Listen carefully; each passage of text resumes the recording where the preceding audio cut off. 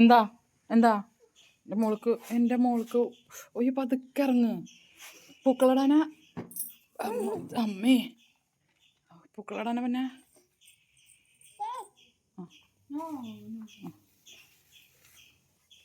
ചേട്ടൻ പൂക്കളിടാൻ നോക്കി.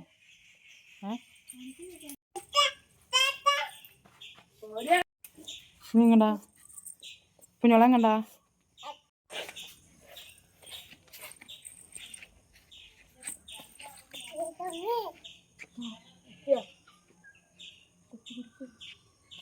കൊച്ചു കുറുമ്പി അതാ പൂക്കളന്ന്.